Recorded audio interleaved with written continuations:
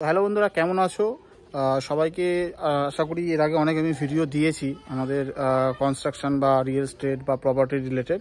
তো আজকে যে প্রপার্টি দেখাবো না কিছু, আজকে একটা ফাঁকা জমি আছে। যদি কেউ জমি কিনতে ইচ্ছুক হও তাহলে বলবো তোমরা কিন্তু মাত্র 10 লাখ টাকায় 1 কাটা 12 ছটাক জমি পাবে মধ্যমগ্রাম, বাদুর রোড, শৈলেশনগরে।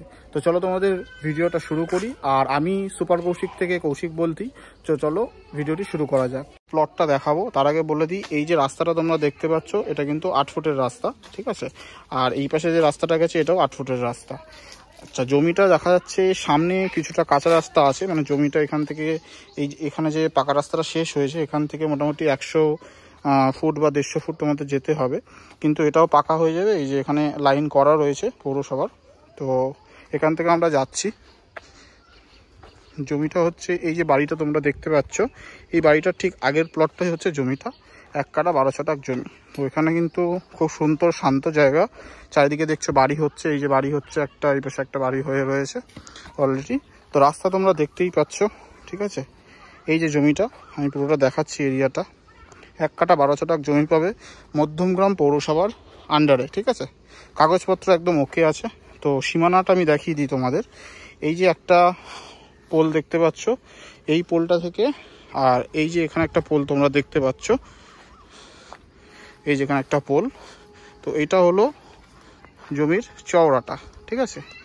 আর লম্বাটা তোমাদের দেখাই, এই যে লম্বাটা তোমরা দেখতে পাচ্ছ, এখানে সোজাসুজি গেলে 1 কাটা 12 ছটাক মতো জমি পাবে, ঠিক আছে।